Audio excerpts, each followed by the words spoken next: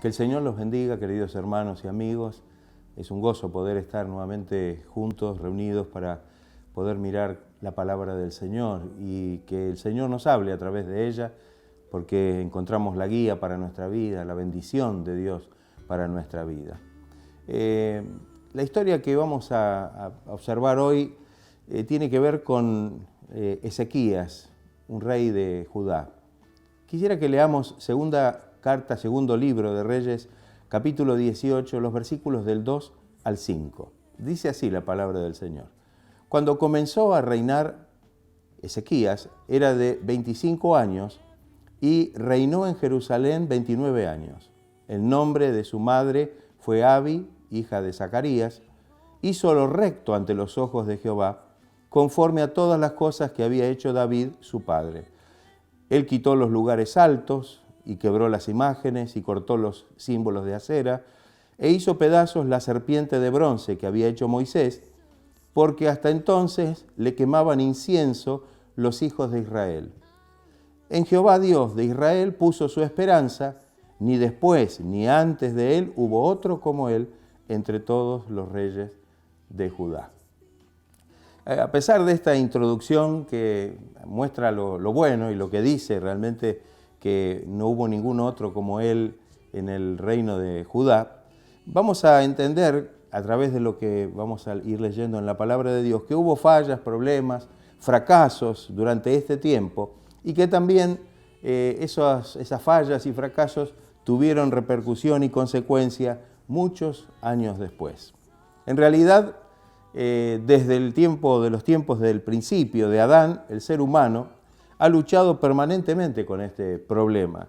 Y hoy el mismo problema nos sigue afectando a todos. Todos tenemos y pasamos por periodos de fracasos, de fallas, de situaciones difíciles, y esto realmente es común a todos nosotros. Tengamos en cuenta que el Reino Unido, bajo los tres primeros reyes, que fueron Saúl, David y Salomón, se dividió en dos reinos, el reino del norte y el reino del sur. El reino del norte, Israel, y el reino del sur, Judá.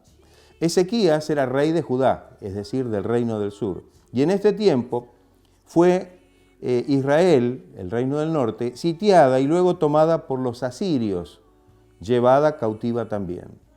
Y al asumir como rey de Asiria, Senaquerib, uno de los grandes personajes, subió también contra todas las ciudades fortificadas de Judá y las tomó. O sea que realmente no se contentó solamente con poseer el reino del norte, sino también fue para poder de alguna manera tomar, digamos así, para sí el reino del sur. Frente a esta grave situación, Ezequías, el rey del reino del sur, trató de negociar con Senaquerib, trató de hacer algún arreglo conveniente, pero en realidad fue infructuosa esta gestión. Con una actitud de fe, Ezequías ora al Señor. Se da cuenta que está en una situación terrible, que el gran ejército de Asiria estaba dispuesto ya a tomar definitivamente el reino del sur, y entonces Ezequías ora. Dice así: ahora pues, oh Jehová, Dios nuestro, sálvanos, te ruego, de su mano, para que sepan todos los reinos de la tierra que solo tú, Jehová, eres Dios.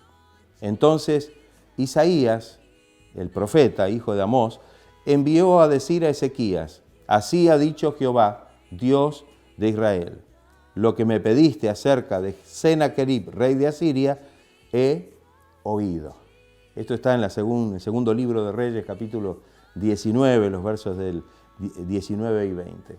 O sea que en este momento de dificultad, Ezequías clama al Señor, ora en la presencia de Dios, pide al Señor que los libere de semejante opresión y que realmente les dé la victoria, los libre de estos enemigos terribles.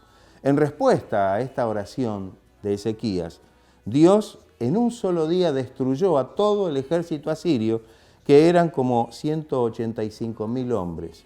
Y el rey Senaquerib no tuvo otra alternativa que volver a Nínive, capital de su reino, del reino de Asiria. Esto también se encuentra registrado en el segundo libro de Reyes, capítulo 19. Dios le dio una muestra a Ezequías que realmente él estaba con él, que estaba dispuesto a bendecir a su pueblo y a ayudarlo y a guardarlo de las amenazas y justamente de caer cautivos de este terrible y temible rey y de este imperio que era muy poderoso en ese tiempo.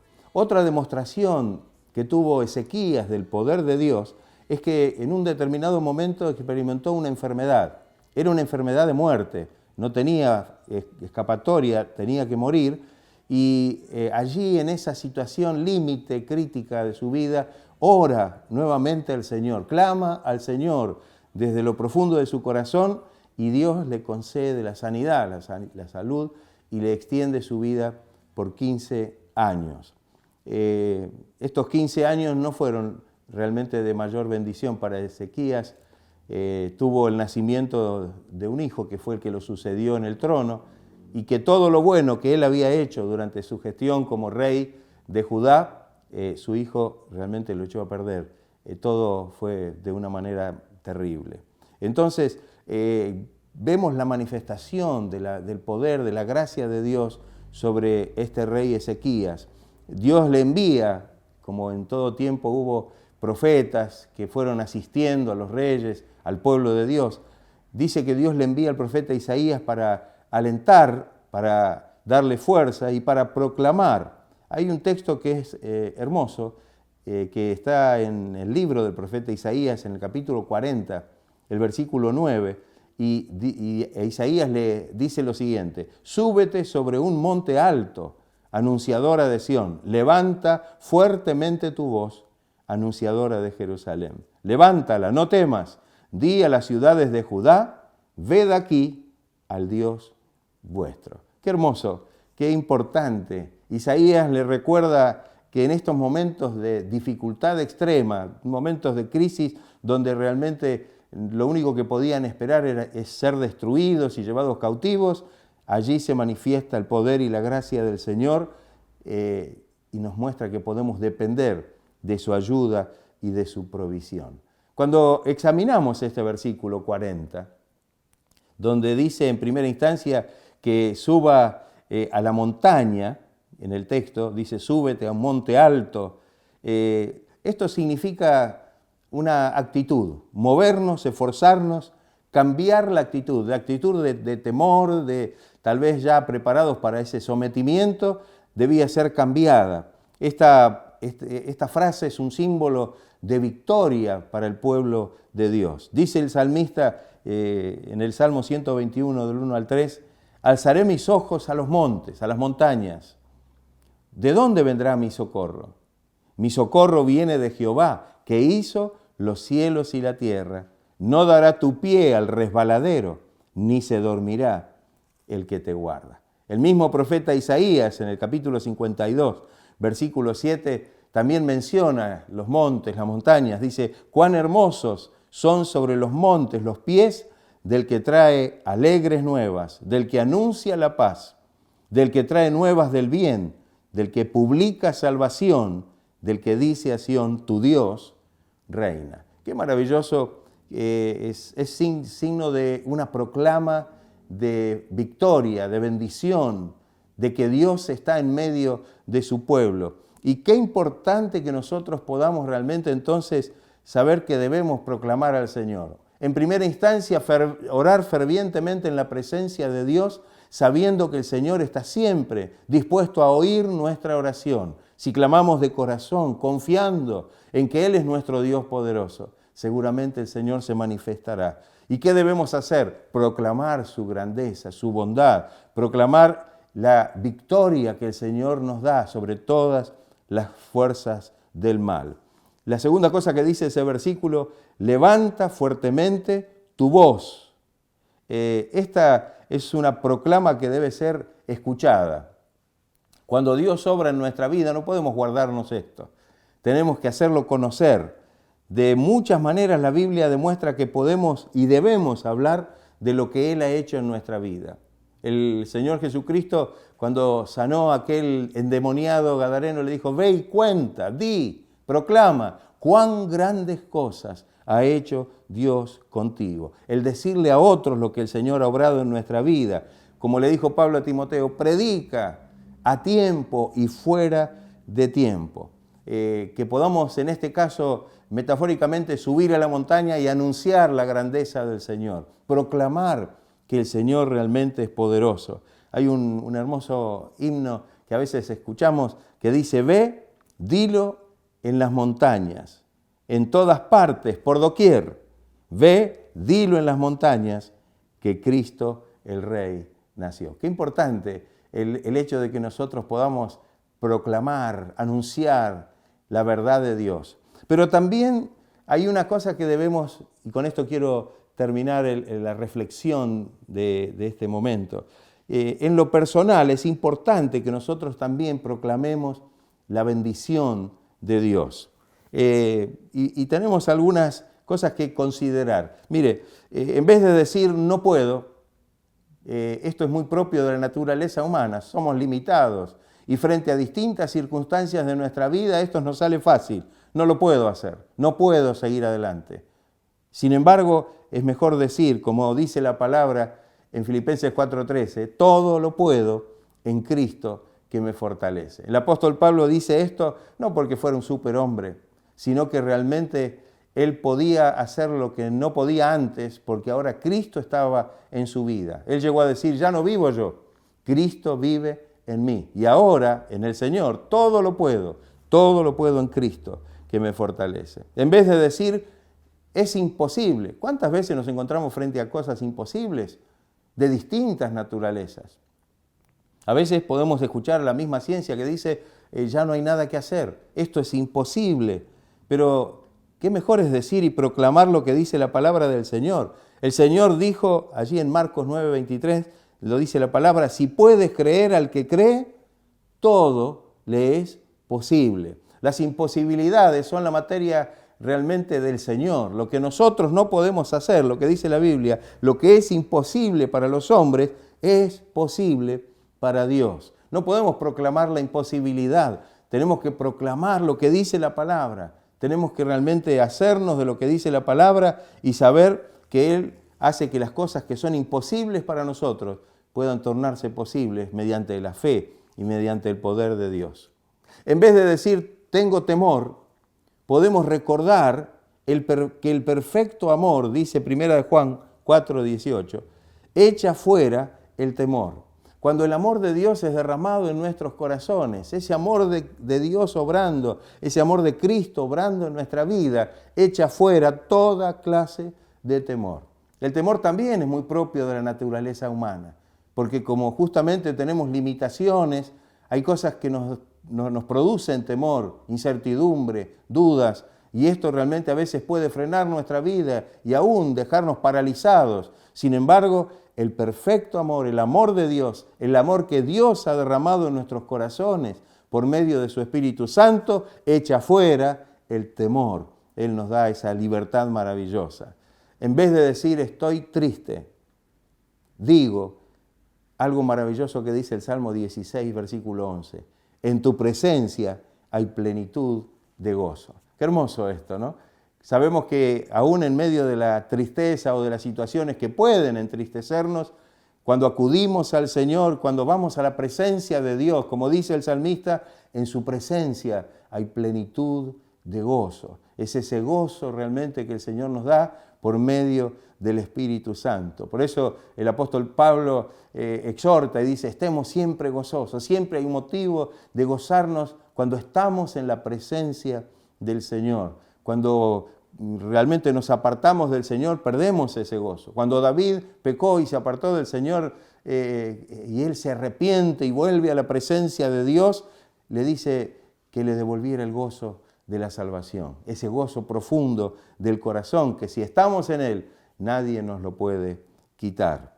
En vez de decir, nadie me ama, ¿cuántas veces nos sentimos que no nos aman?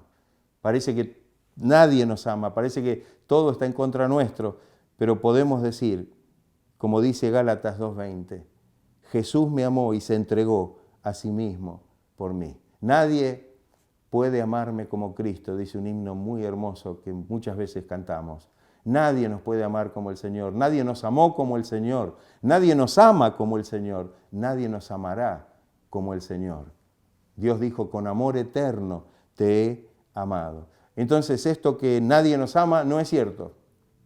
Dios, por sobre todas las cosas, es el que ama profundamente nuestra vida y ha demostrado ese amor de una manera muy práctica, porque ha entregado su propia vida para darnos vida a nosotros y que ahora podamos gozar de esta salvación tan grande. Por último, en vez de decir estoy vencido, ¿cuántas veces nos sentimos también como derrotados, como vencidos? Las situaciones, las circunstancias, las experiencias que tenemos en la vida nos hacen sentir frustrados, que ya no podemos seguir adelante. Sin embargo, tenemos que decir lo que dice el apóstol Pablo cuando le escribe a los romanos.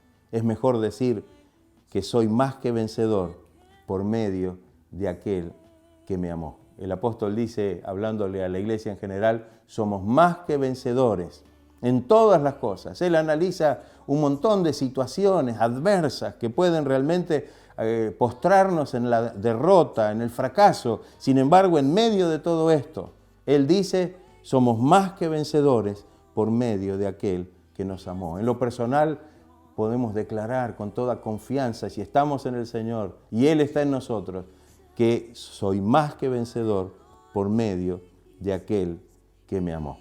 Que el Señor nos ayude, que podamos proclamar esta bendición, que podamos, creyéndole a Dios y a lo que Él nos dice en su palabra, realmente confesar y proclamar la palabra del Señor. Dice que la palabra de Él es palabra de verdad. ¿No es así? La Biblia dice que el diablo es mentiroso y padre de mentira, y que todo hombre es mentiroso, pero que solo Dios dice la verdad. Entonces, que el Señor me ayude para que en estas diferentes situaciones en las que me puedo encontrar, en vez de confesar lo que a mí me parece desde el punto de vista humano y de las limitaciones humanas, pueda proclamar y pueda confiar en lo que dice Dios y pueda hacer mía esta bendición para que pueda realmente decir que Dios es bueno, misericordioso y que ha obrado en nuestra vida. La frase que recordamos en un momento de la reflexión es: ve y cuenta, proclama, anuncia cuán grandes cosas ha hecho Dios contigo. Que el Señor nos ayude. No confesemos lo malo, no confesemos el mal, no confesemos nuestras debilidades para que por eso no nos va a ayudar. Que podamos realmente creer en lo que dice la palabra del Señor. No es confesión positiva, no es que lo que digo recibo porque lo digo, sino porque el Señor lo dice y porque Él lo provee a través de su gracia para que yo pueda realmente vivir una vida victoriosa para su gloria y para su honra. Ve y cuenta cuán grandes cosas ha hecho Dios contigo. Vamos a estar orando al Señor. Si usted está allí en su casa y tal vez ha pasado por alguna de estas situaciones que son comunes a todas las personas. Todos pasamos por estas situaciones, por temores, tristezas, por falta de amor, por sentirnos derrotados o vencidos. Todos podemos pasar por situaciones, pero que podamos realmente hacer este cambio en nuestra vida. En vez de mirar esa situación de la cual no podemos salir, miremos a aquel que nos puede sacar victoriosos, en bendición, porque Él es el que quiere obrar y puede obrar en nuestra vida. Para Él, recuérdelo bien, no hay nada imposible. Y para aquellos que creen, todas las cosas son posibles, porque Dios es el que hace las cosas imposibles que nosotros no podemos hacer. Vamos a estar haciendo la oración. Señor, gracias por este momento en que hemos reflexionado acerca de tu palabra y sabemos, Señor, que tú siempre estás dispuesto a ayudarnos, que podemos, Señor, tomar esta actitud de fe, que podemos subir a la montaña, Señor, para proclamar que tú eres nuestro Dios, que tú estás con nosotros y que si tú estás con nosotros, ¿quién contra nosotros?, dice tu palabra. Ayúdanos, Señor, que podamos realmente confesar lo que dice tu palabra, que podamos creerlo por la fe y lo podamos experimentar para vivir una vida bendecida y para que podamos vivir una vida de bendición para todos aquellos que nos rodean. Señor, lo pedimos en el nombre de Jesucristo. Bendice a quienes estén pasando alguna necesidad, pero que, Señor, esta palabra pueda ser como una inyección de fe para que puedan realmente liberarse de esa situación que los está agobiando y que puedan tomar la victoria en tu nombre. En el nombre de Jesús lo pedimos y para tu gloria y para tu honra. Amén. Gracias, Señor amado. Gracias, Jesús. Gracias, Señor. Que el Señor esté bendiciendo a cada uno, que la gracia de Dios pueda estar obrando en sus vidas. Que Dios los bendiga ricamente.